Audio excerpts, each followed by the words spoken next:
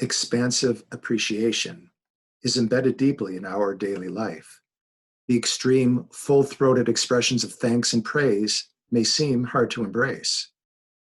Self-awareness of the evolutionary quality of Jewish civilization is evident in the Talmud tractate Brachot 48b, where Rav Nachman recounts the remarkable development of the 4 daily blessings of Birkat Hamazon, the grace after meals recited after each full meal. The first blessing, who sustains us all, was mandated by Moshe at the time of the Exodus, when the needs of the people were provided during the desert journey. The second, for the land, was instituted by Joshua around the year 1300 BCE, when he led the people of Israel back into the homeland. The third, who in kindness builds Jerusalem, was added around the year 1000 BCE by King David, when he made Jerusalem the capital of Israel, and updated when King Solomon built the temple. While expressing abundant appreciation for these bounteous blessings was perfectly natural at those historical moments, each of these blessings may have seemed difficult to say subsequently, in times of scarcity, during our exile, and while Jerusalem was in ruins and under foreign occupation, that is, most of the past 2,000 years.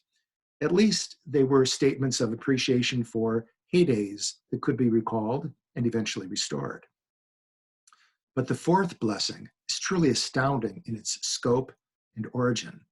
Hamelech hatov hametiv, blessed are you, Adonai, our God, ruler of the multiverse, the good ruler who prefers goodness to all, was added about 1,130 years after the third blessing, at the time of the massacre at Beitar in 135 of the Common Era.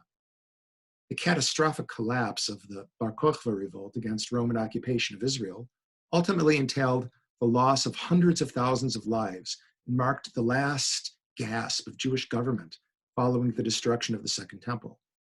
As Rav Matana said, again quoting the Talmud, on that day, when those killed at Beitar were allowed to be buried, they established in Yavna the blessing, who is good and prefers goodness, the good that they did not rot, and prefers goodness that they were allowed to be buried. Warning: do not use this approach to comfort mourners whose dead lay before them. Do not say to someone in pain, look on the bright side, and do not say it could have been worse. If you thank God every day for the goodness and the fact that the dead of Beitar were buried properly, perhaps after 1,900 years, you might learn to refrain from balking at the idea.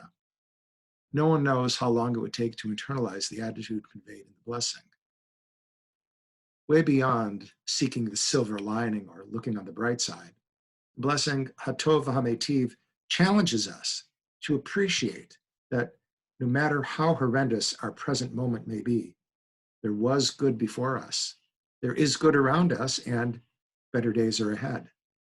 Even the most tragic moment exists within the larger context of one's life, or the life of a family, or the history of a nation, that produces a life that produces and enjoyed goodness.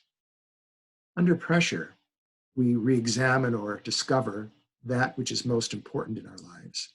We try new things. We learn to live without things we thought were indispensable. We see real possibilities for change in the world around us and in our inner world. Experiencing together this pandemic, along with other unfolding disasters that may seem less acute, immediate, or expansive, I cannot help but feel the profound goodness that exudes from people around me.